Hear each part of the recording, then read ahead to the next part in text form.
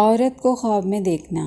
اگر کسی نے عورت کو خواب میں دیکھا، چاہے جانی پہچانی ہو یا نہ ہو، گویا وہ دنیا ہے۔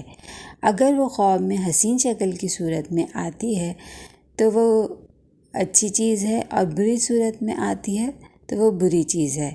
اگر کسی نے زنا کرنے والی عورت کو خواب میں دیکھا، گویا وہ خیر و برکت کا سبب بنے گی، اس لیے کہ رسول صلی اللہ علیہ وسلم نے ارشاد فرمایا کہ معراج کی رات میری ملاقات ایک بڑھیا سے ہوئی جس کے دونوں ہاتھ کھلے ہوئے تھے۔ آپ نے اس سے کہا، میں نے تجھے 3 طلاقیں دیں۔ تو آپ صلی اللہ علیہ وسلم نے عورت سے مراد دنیا دی تھی۔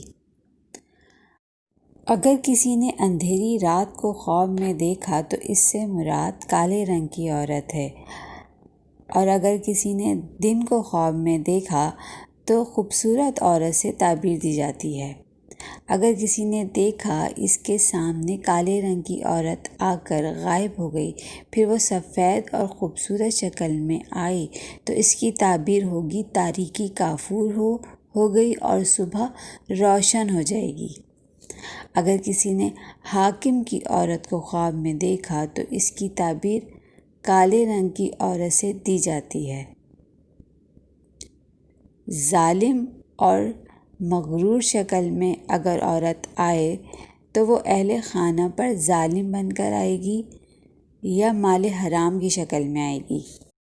اگر کسی عورت نے کسی انجان عورت کو خواب میں دیکھا تو گویا وہ اس کی دشمن ہے، لیکن اگر کسی عورت انجان بری عورت کو دیکھے تو اس کی تعبیر یہ ہوگی کہ دیکھنے والی عورت کا نصیبہ اچھا ہے۔ نیز کسی عورت سے تعبیر سال سے بھی دی جاتی ہے۔ اگر کسی نے تندرست اور موٹی عورت کو خواب میں دیکھا تو وہ سال سرسبز اور شاداب رہے گا، اگر وہ دبلی ہے تو قحط سالی ہوگی۔ عورت کو سال سے اور زمین سے تشبیہ دی جاتی ہے، اس لیے کہ عورت بالکل زمین اور کھیت کی طرح ہے۔ چنانچہ قرآن کریم میں ارشاد ہے، تمہاری بیویاں تمہارے لیے بمنزلہ کھیت کے ہیں، سو اپنے کھیتوں میں جس طرح سے ہو کر چاہو آؤ۔ دوسرا یہ کہ زمین میں جس طرح زمین میں پیداوار ہوتی ہے، اسی طرح عورت بھی بچے کو جنم دیتی ہے۔ اس طرح کسی نے زمین یا نقاب پوش عورت کو خواب میں دیکھا تو دیکھنے والا تنگ دستی میں مبتلا ہوگا، لیکن اگر کسی عورت کو بے نقاب دیکھا تو گویا وہ دنیا ہے، گراں باز نہیں ہوگی۔